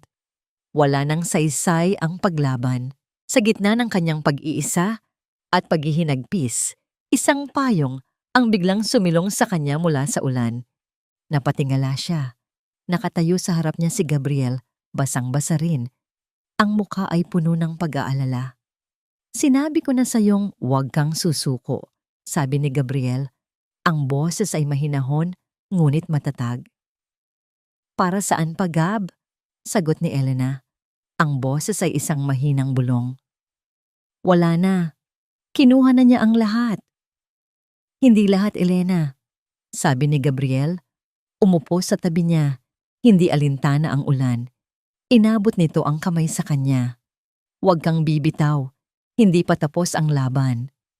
"Paano?" tanong ni Elena. Ang mga mata ay puno ng kawalan ng pag-asa. Nasa kanya ang lahat ng kapangyarihan. Ang batas, ang pera, ang koneksyon. At tayo, anong meron tayo? Isang USB na hindi natin magamit? Isang maliit na ngiti ang sumilay sa mga labi ni Gabriel. Isang ngiti na hindi inaasahan ni Elena. Akala niya matalino siya, Elena. Pero sa sobrang talino niya, nagkamali siya, sabi ni Gabriel. Nagkamali siya ng isang bagay na napakaliit, pero yun ang magiging katapusan niya. Ano yun? Ang pera mula sa mortgage ng lupa ng mga magulang mo. Paliwanag ni Gabriel. Ang mga mata ay biglang nag-alab.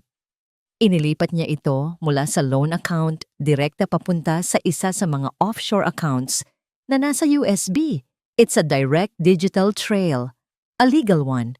At dahil ang mortgage ay peke, ang paglipat ng perang iyon ay isang malinaw na kaso ng estafa and falsification of public documents.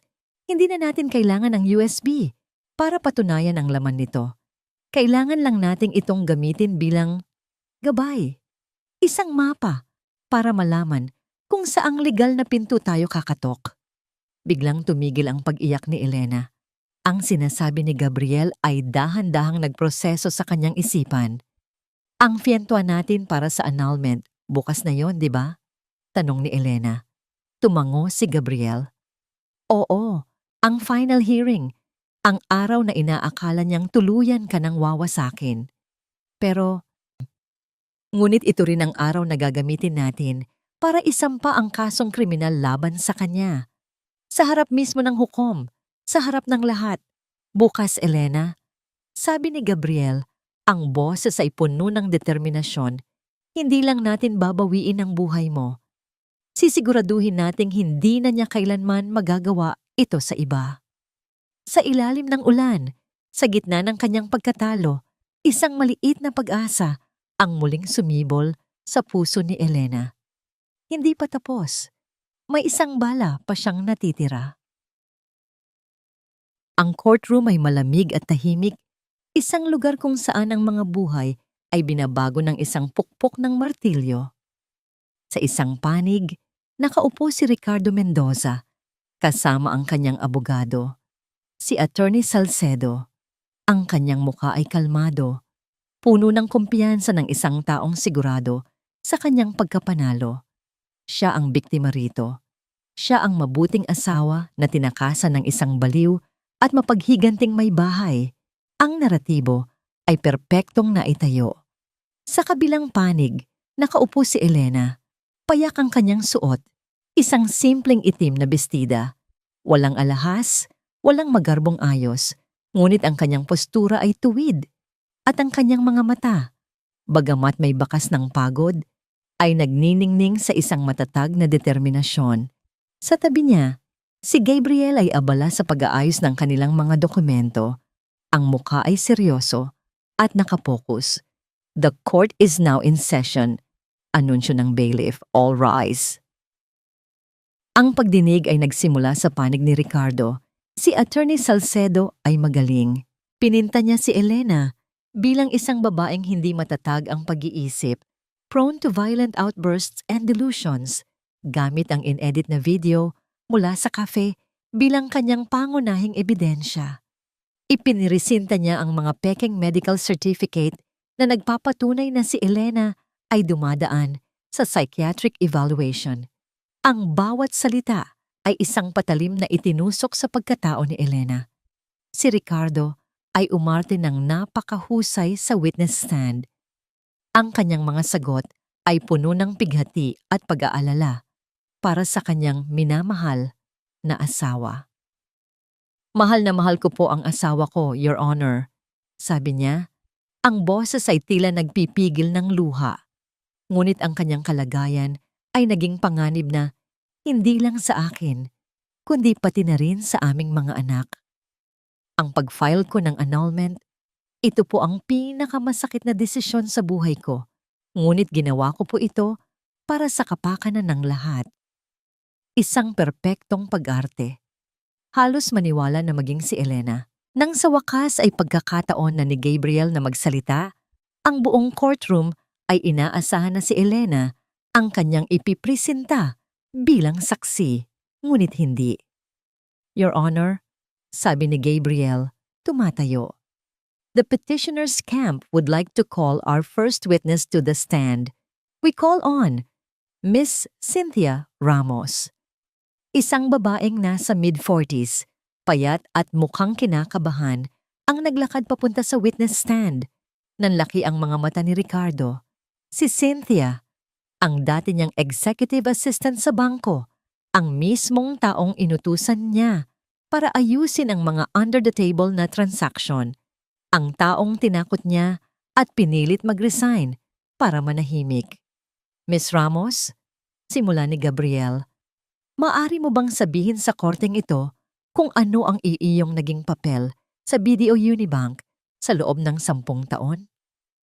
Ako po ang personal na namamahala sa mga accounts ni Mr. Ricardo Mendoza.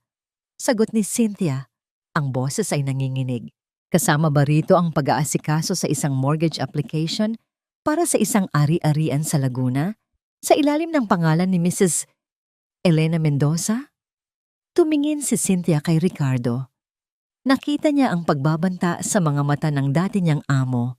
Ngunit pagkatapos ay tumingin siya kay Elena at nakita niya roon ang isang babaeng lumalaban. Huminga siya ng malalim. Opo, attorney. Ako po ang inutusan niya na iproseso ang loan na iyon. At nakita niyo po ba mismo si Mrs. Mendoza na pumirma sa mga dokumentong yon? Tanong ni Gabriel. Nag-atubili si Cynthia. Hindi po. Kung gayon, paano naaprubahan ang isang multimilyong pisong utang nang hindi personal na nakikita ang aplikante? Dahil po sinabi ni Mr. Mendoza na siya na ang bahala. May pinadala po siyang papeles na may pirma na at sinabi niya sa akin na wag na akong magtanong. At ano ang kapalit ng iyong pananahimik, Miss Ramos? Binigyan niya po ako ng malaking halaga para sa maagang pagre-retiro at sinabing wag na akong magpakita kailanman. Sagot ni Cynthia, tuluyan ng humahagulgol. Objection, Your Honor.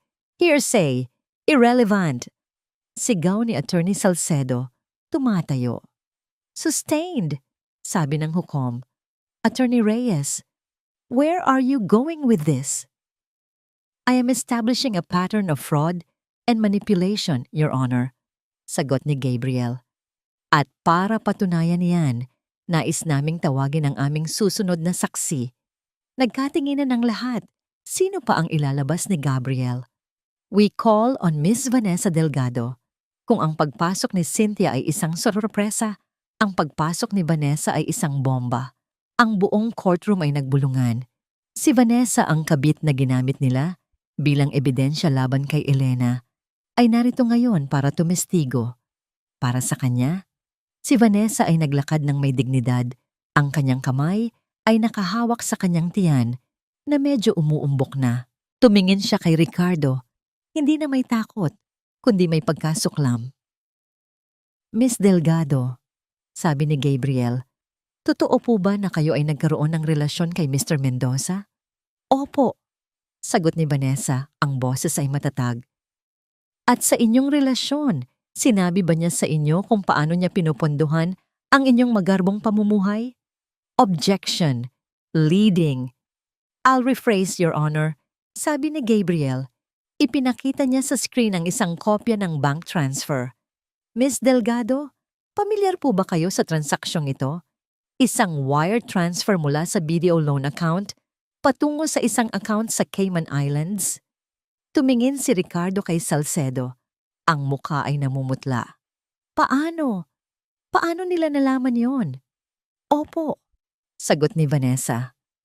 Iyan po ang account kung saan niya kinukuha ang perang ibinibigay niya sa akin. At ang perang iyan, ayon sa kanya, ay galing sa isang napakalaking investment na nakuha niya gamit ang ari-arian ng kanyang asawa.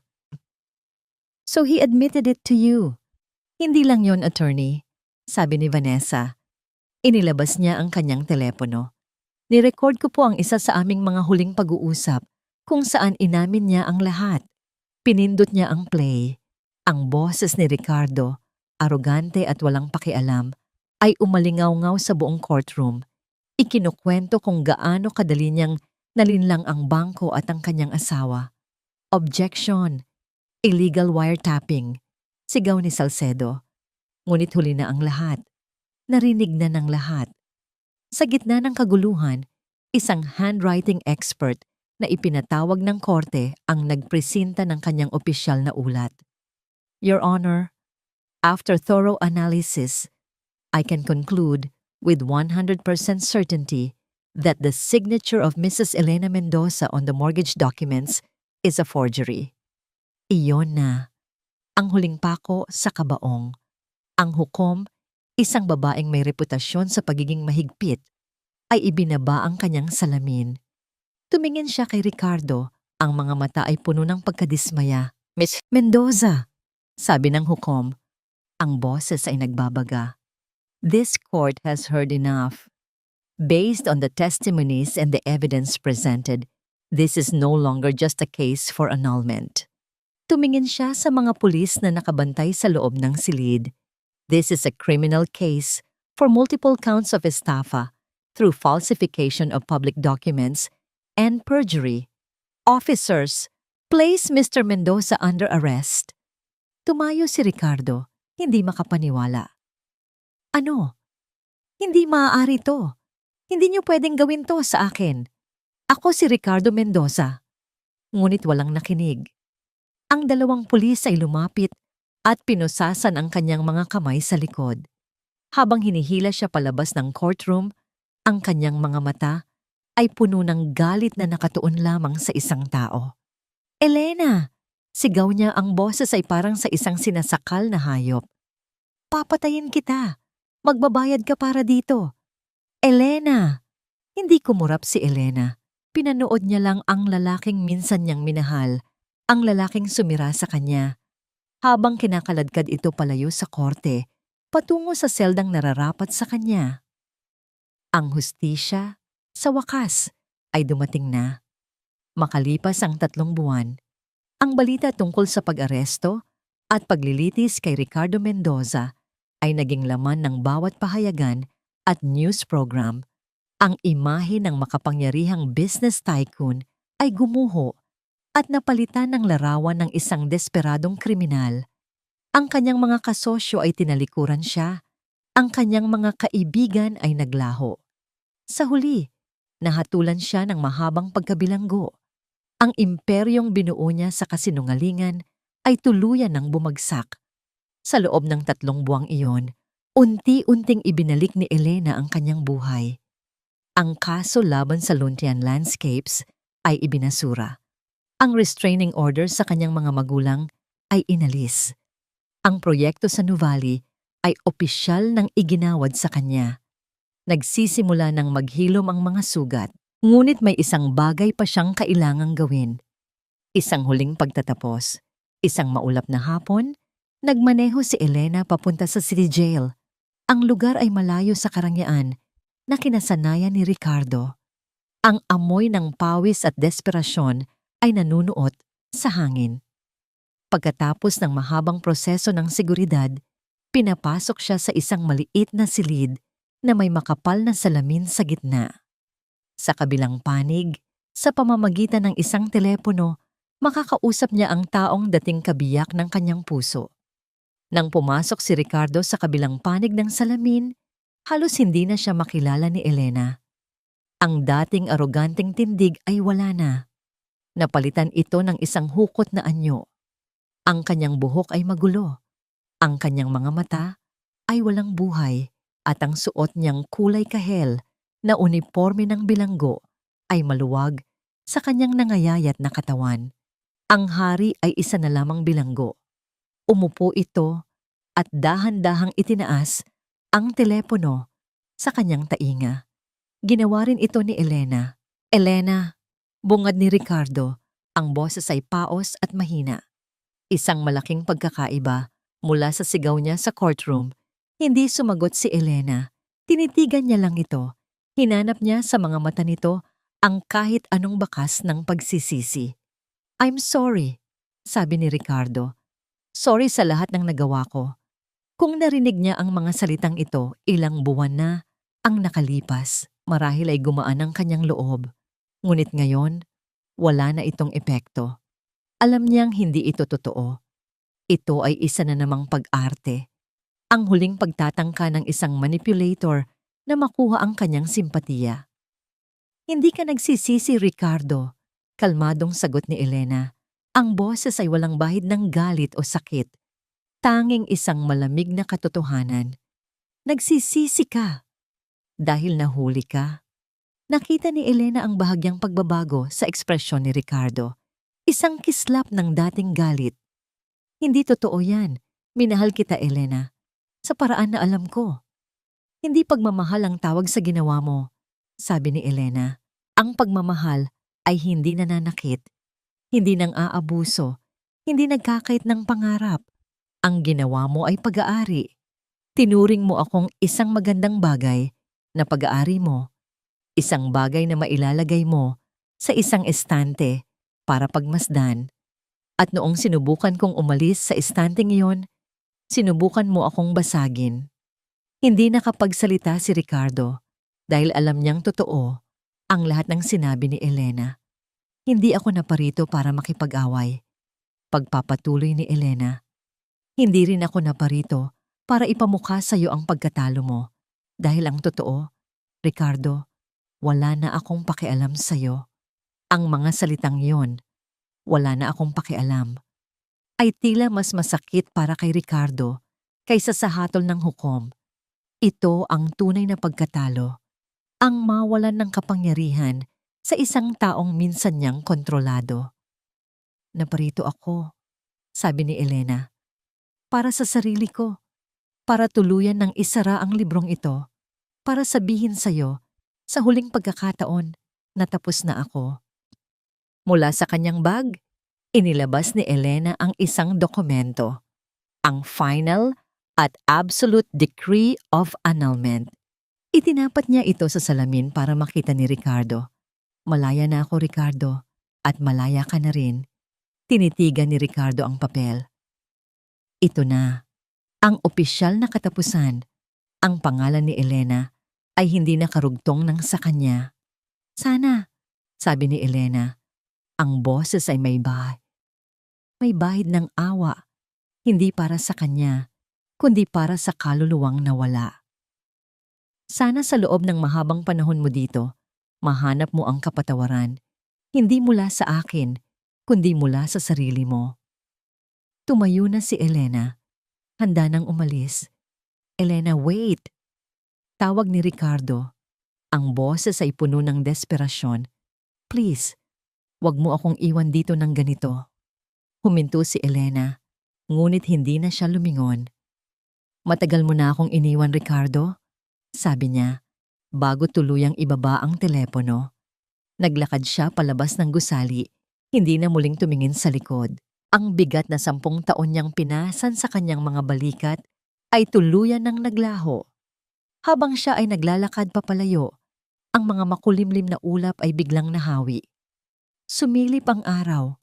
Ang sinag nito ay tumama sa kanyang mukha. Mainit, nakakasilaw.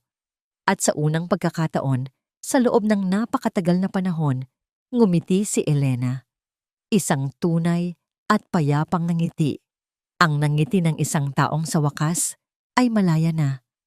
Ang pinto ng bakal sa likod niya ay nagsara ng may malakas na kalabog, hudyat ng tuluyang pagsasara ng kabanatang yon ng kanyang buhay. 1 taon. 1 taon na ang lumipas. Ang hangin sa Nuvali ay sariwa, puno ng halimuyak ng mga bagong tanim na bulaklak at basang lupa. Daan-daang tao, kasama ang mga opisyal ng gobyerno at mga miyembro ng media, ang nagtipon para sa isang espesyal na okasyon, ang engranding pagbubukas ng Hardin ng Pagbangon, ang sentro at puso ng bagong eco-resort ng Mendoza Prime Holdings, isang proyektong halos sumira kay Elena. Ngunit ngayon ay naging simbolo ng kanyang pinakadakilang tagumpay. Sa entablado, sa tabi ng mayor at ng bagong chairman ng board na si Mr. Elizalde, nakatayo si Elena Mendoza. Hindi na sa ilalim ng anino ng isang makapangyarihang apelyido, kundi sa ilalim ng sarili niyang pangalan. Ang pangalan sa likod ng Luntian Landscapes. Suot niya ang isang puting bestida. Simple, ngunit elegante. Ang kanyang buhok ay nakapusod ng simple at ang kanyang nangiti si ay kasing liwanag ng araw. Ito po ay higit pa sa isang hardin, sabi ni Elena sa mikropono. Ang kanyang boses ay malinaw at puno ng damdamin, umaabot sa bawat sulok ng malawak na lugar. Ito po ay isang testamento, isang patunay na kahit sa pinakatigang na lupa, sa pinakamatinding tagtuyot, mayroong pag-asang manumbalik, mayroong pag-asang muling mamukadkad. Ang hardin na ito ay para sa lahat ng minsay na dapa, ngunit piniling bumangon. Pagkatapos ng kanyang maikling talumpati, masigabong palakpakan ang sumalubong sa kanya. Habang ginugupit nila ang pulang laso, isang pakiramdam ng lubos na kagalakan ang bumalot sa puso ni Elena. Ito na. Ito ang pangarap. Mas matamis, mas makahulugan, dahil ito ay ipinaglaban. Bumaba siya ng entablado at agad siyang sinalubong ng yakap ng kanyang mga magulang. Ang kanilang bahay sa Laguna ay naisalba na. Ang utang ay nabayaran na ng buo. Ngunit ang mas mahalaga, ang takot sa kanilang mga mata ay napalitan na ng hindi masukat na pagmamalaki. Proud na proud kami sa iyo, anak, sabi ng kanyang ama. Ang mga mata ay nangingilid sa luha. Sa isang sulok, nakita ni Elena si Gabriel, nakatayo at tahimik na nakangiti. Hindi na bilang abogado niya, kundi bilang isang kaibigan na hindi siya iniwan. Lumapit ito. "You did it, Elena," sabi niya. Ang boses ay puno ng paghanga. "You really did it." Walang mga malalaking salita, walang mga deklarasyon, ngunit sa paraan ng pagtingin ni Gabriel sa kanya, alam ni Elena na ito ay isang bagong simula. Isang simula na nakatanim sa pundasyon ng respeto at tunay na pag-aalaga. Ang kanyang mga mata ay naglibot sa hardin, sa mga pamilyang masayang naglalakad, sa mga batang naghahabulan sa malawak na damuhan. At doon, sa di kalayuan, sa ilalim ng isang puno ng kalachuchi, nakita niya si Vanessa. Karga nito ang isang malusog na batang lalaki, ang kanyang anak. Nagtama ang kanilang mga mata. Walang salitang namutawi. Tanging isang bahagyang pagtango at isang maliit, tapat na nangiti ang kanilang ipinagpalitan. Isang pagkilala sa pinagdaanan, isang kasunduan ng kapayapaan. Pinatawad na ni Elena, ngunit hindi na kailangang kalimutan. Ang bawat isa ay may kanya-kanya ng landas. Nang mag-isa na lang siya, naglakad si Elena sa mga paborito niyang bahagi ng hardin. Hinaplos niya ang mga dahon ng isang halamang dati na mamamili, namamatay na ngunit ngayon ay malago na. Hinayaan niyang dumampi sa kanyang balat ang sinag ng hapon. Dito niya napagtanto. Ang halaga niya bilang isang babae ay hindi nasusukat sa 10 taon ng pagsasakripisyo na ibinigay niya sa isang maling tao. Hindi ito nasusukat sa pagiging isang perpektong asawa o ina. Ang tunay niyang halaga ay nasa kanyang mga kamay na kayang gawing paraiso ang isang disyerto. Nasa kanyang isipan, isang isipan na kayang lumikha at magplano. At higit sa lahat, nasa kanyang puso. Isang pusong nasugatan ng malubha, ngunit natutong maghilom at muling magmahal simula sa pagmamahal sa sarili. Ang Lontian Landscapes ay hindi na lamang pangalan ng isang kumpanya. Ito na ang kwento ng kanyang buhay. Mula sa abo, muling sumibol. Huminga siya ng malalim, nilanghap ang bango ng tagumpay, ng kapayapaan, at ng isang bagong simula. Sa wakas, si Elena ay tunay nang nakauwi. Sa huling bahagi ng kwentong ito, malinaw na ang muling pagsilang ni Elena ay hindi bunga ng galit, kundi ng pagmulat sa sariling halaga. Matapos ang 10 taong pagsasakripisyo, pagtataksil, at pag-agaw ng pinaghirapan niya, pinili niyang tumayo muli, hindi bilang asawa ng isang lalaki, kundi bilang isang ganap at malayang babae. Ang pagkatalo ni Ricardo ay patunay na ang kasinungalingan at kasakiman ay may hangganan, at ang taong nanindigan sa tama ay sa huli ring mananaig. Sa paggamit ng sariling talino at talento, napatunayan ni Elena na ang tunay na lakas ng isang babae ay nagmumula sa kakayahang igalang ang sarili at muling bumuo ng pangarap na minsang iniwan. Ngayon, nais naming itanong sa inyo, may bahagi ba ng kwento ni Elena ang sumasalamin sa inyong sariling karanasan? Kung kayo ang nasa kanyang kalagayan, pipiliin ba ninyong manatili o lumaya upang muling magsimula? Naniniwala ba kayo na darating ang araw na ang mabuti ay gagantimpalaan kahit dumaan muna sa sakit? At kayo, kumusta na kayo ngayon? Napapakinggan ba ninyo ang sarili ninyong pangangailangan? Kung may mensaheng tumimo sa inyong puso, ibahagi ninyo sa comments. Mahalagang mahalaga sa amin ang inyong kwento at narito ang channel na ito para makinig at umunawa.